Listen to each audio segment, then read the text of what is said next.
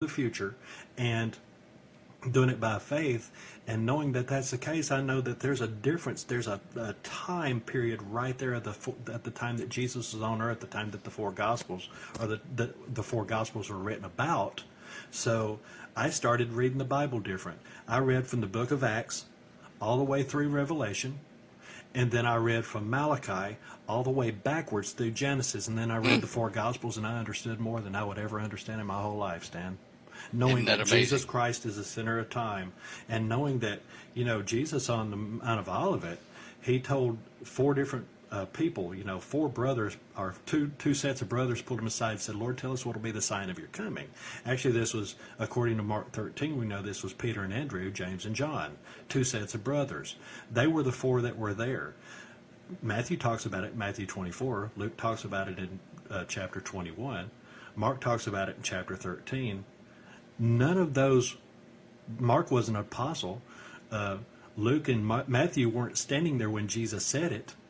The only apostle that was standing there was John when Jesus revealed it to him. John, if you go to John, the Gospel of John doesn't mention the Olivet Discourse at all. But go and look at Revelation chapter 6, and it's a parallel of Matthew 24, Mark 13, and Luke 21. Because Jesus revealed it to John at the end on Patmos for his church. Right. See, so we know that tells me something specially, that Matthew was written for a certain kind of people, Mark was written for a certain people, and Luke was written for a certain people. So you're looking at the Romans, the Greeks, and the Jews. That, Matthew was written primarily for the Jews because that's why we got the genealogies in Matthew. Mark was written for the Romans. His name was John Mark. He had a Roman name. And then Luke was written for the Greeks because Luke's a Greek name. And then John was written for the church. That's why John doesn't start with a history. John starts at the beginning. In the beginning where was a word. John talks about Jesus and his ministry, not his birth. There's everything God does is for a reason, and his word is designed perfectly. And I only share that with you, and I want you to understand, because I believe the Lord is doing something with Holly right now, showing her some things that most people can't see, Stan.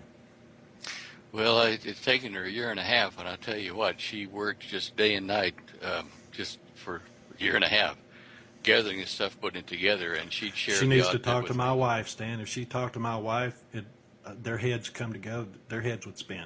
Because I've had so many people. I've had so many people. I've had so many people say they'd love to be a fly on my wall. The conversations that my wife and I have. You were just mentioning the sun shall go dark, not give its light, and stuff like that. Okay, I found something the other day that's on this show images page, or on the slides. Look at slide 39, and I'm going to tell you about how the sun's going to go dark. Okay. Ezekiel 32:7. And when I shall put thee out, I will cover the heavens and make the stars thereof dark. I will cover the sun with a cloud, and the moon shall not give her light, of course, because the sun's covered with a cloud. Well, in that picture, if you click on it and see the picture, I give you an explanation at the bottom of what you're looking at. It's a star. It's a variable light output star called variable star number 838 in Monocerotis.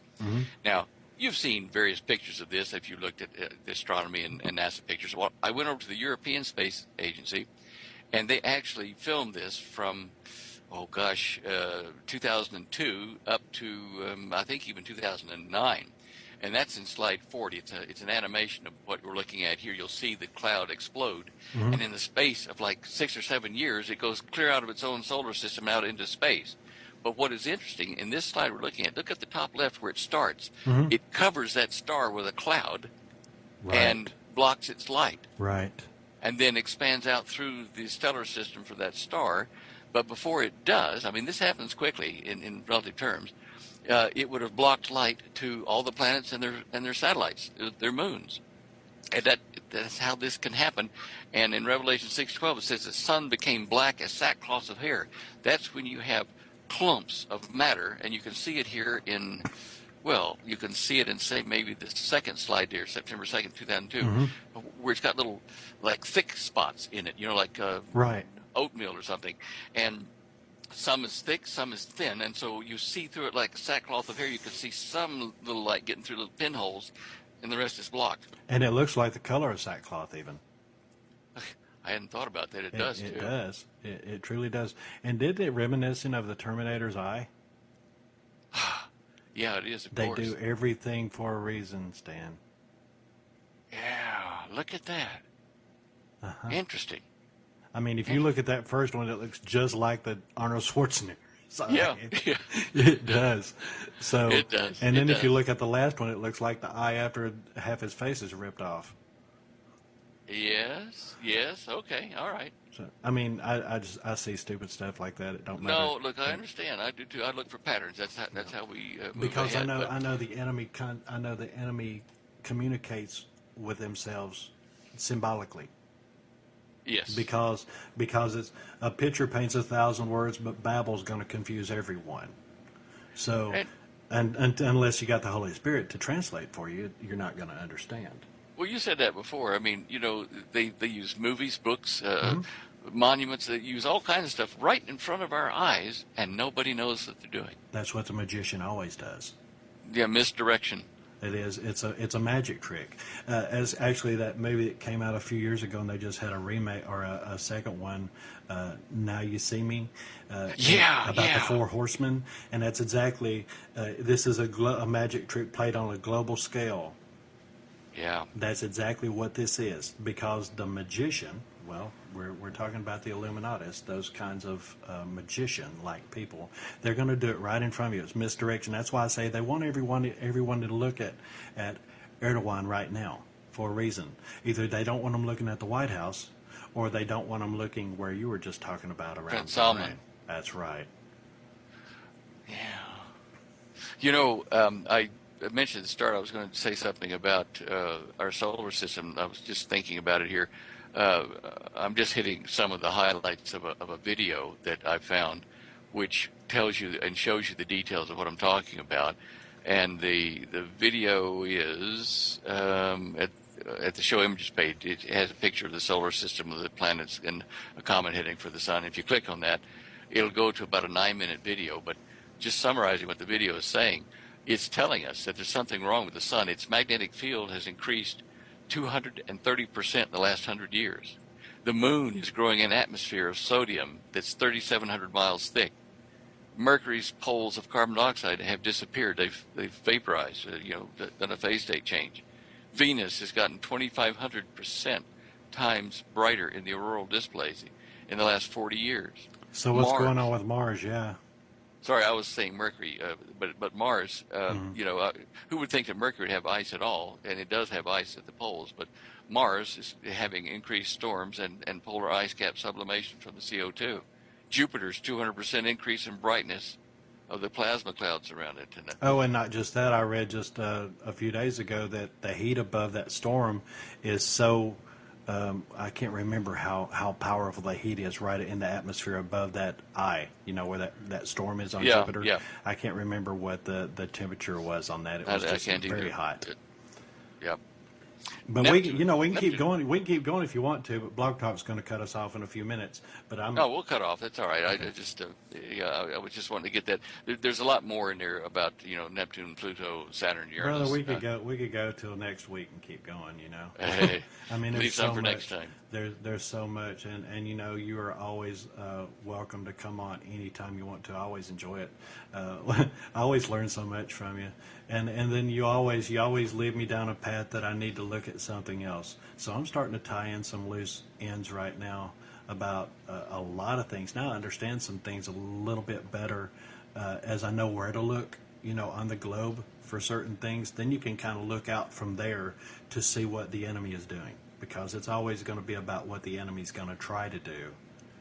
We're not worried about it. We're not worried about it. We know who Jesus Christ is. Let me tell you guys out there, listeners, and even in archive, if you know who Jesus Christ is, don't worry about this stuff. You're good. You're good. If Jesus knows your name, if heaven knows your name through faith in Jesus Christ, these are just things we're talking about to convince those folks out there that don't know who Jesus Christ is of just how wonderful he is. And to let you know that there's things going on out there that unless you fall into line with what Jesus says, you're going to be deceived. Am I right, Stan? Oh, absolutely. Absolutely.